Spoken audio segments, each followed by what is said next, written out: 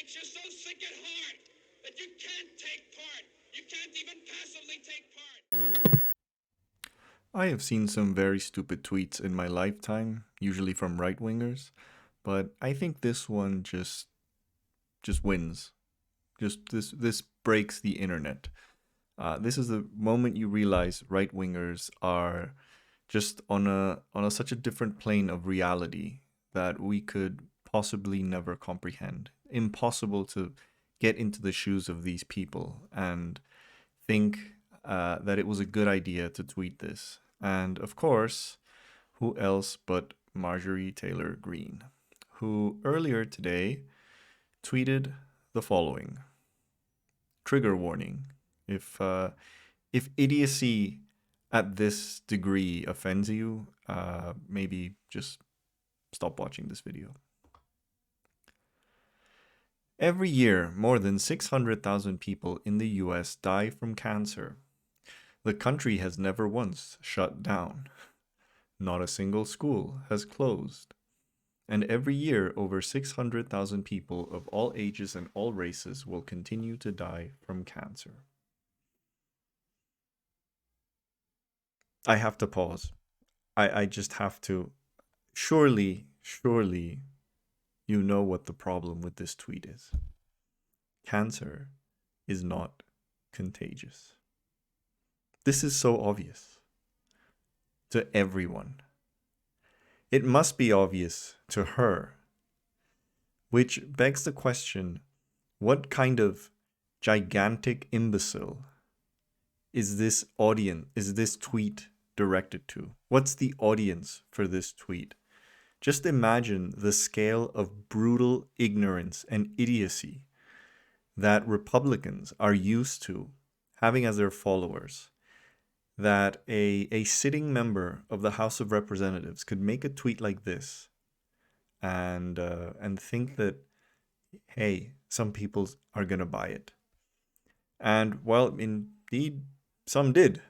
7,712 at this moment. Although it's been ratioed pretty badly, so it's clear the ridicule has not gone unnoticed. But anyway, let's just read a bit more of this mini thread. Since COVID-19 tracking has started, 780,000 people have died in 22 months in the US, but more than a million still died of cancer. More have died in 2021 from COVID than 2020 in spite of government-mandated widespread vaccines, mass public masking, and trillions spent. I mean, the difference obviously between 2020 and 2021 is that there haven't been lockdowns, which admittedly help reduce the curve, at least temporarily, until a new wave comes, but it definitely helps. And two, we have a much more transmissible variant now in the form of Delta, which is way more transmissible than the ancestral strain of COVID. So all these factors put together, plus the fact that a large proportion of the American public has not been vaccinated, and pretty much voluntarily, because there's no shortage of vaccines available in the US. Obviously, if this had been, a Latin American country or an African country, a lot of people who are unvaccinated is because they haven't had access yet to vaccines. But the US and almost every other major Western country does not have a shortage of vaccines. So, three, it's time to take a different approach based on the facts. What facts might those be, Marjorie? COVID predominantly targets obese and older people. Shutdown, masking, and vaccines are not stopping COVID. That is just government control. Ivermectin, monoclonal antibodies, and other treatments are saving lives. Definitely not the horse paste. There's no evidence it actually saves lives. Monoclonal antibodies, yes, there is some evidence that they are moderately effective as a treatment. I would suspect that this would be like the first line of defense to someone who does have a case of severe COVID. But the whole point is to not get to that point that you need them. The whole point of COVID is to prevent you going to the hospital, where it's still fundamentally a coin toss if you live or die. People who go to the hospital with COVID have something like a 20-25% chance of dying. So just the moment you enter to the hospital, you have that percentage of dying already. And if you end up in a ventilator, the moment you say, yep, ventilate me, that is basically literally a coin toss for your life. It's 50-50. So why not just take a vaccine that will reduce by many, many factors the probability that you will actually have to step into a hospital? And in the absolute worst case that you do, it's only to get some oxygen for a couple of days. So this is stupid. This is absolutely stupid. And I need to remind people this argument that the horse paste is cheap and that's why they're, big pharma is preventing its use, etc. How expensive do you think getting COVID in a hospital is in the US? I'll tell you how much. It's over 30,000 on average, is what the average patient who ends up hospitalized from COVID has to spend. So maybe you're saving money from big pharma because you didn't take that vaccine that otherwise would have cost, I don't know, at the most $70, $80, maybe $100. But you're giving the hospital industry 30,000. So do the math. Anyway, to care about others and save lives, our response to COVID-19 should be working towards ending obesity. This is so hypocritical because whenever an idea like, oh, let's raise let's add a sugar tax or a junk food tax, let's regulate tax, they're like, no, no, no, no, no, no, free market. So now you care about obesity. Give me a fucking break. Towards ending obesity, promote COVID treatments that are proving to work, and stop the politically driven mass hysteria. What about the politically driven mass denial caused by people like you? Caused by all these, the plethora of right-wing radio hosts who are now dead because they didn't take the vaccine. How about those? I'm sure Marjorie Taylor Greene is vaccinated, by the way. I'm almost sure. All these people are just grifting. They're just clowns.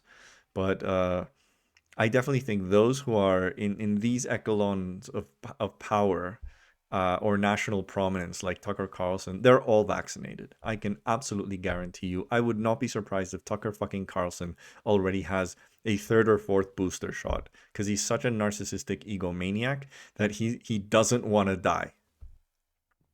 So, yeah, they've all been vaccinated, rest assured. Allow people to choose natural immunity or vaccines without discrimination.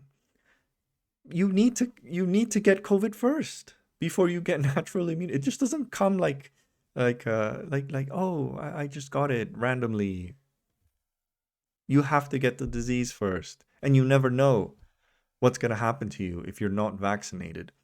There was a really I don't remember what news. I think it might have been The Guardian, but it was an article about this guy who was 42, like super fit, massive fitness and health freak.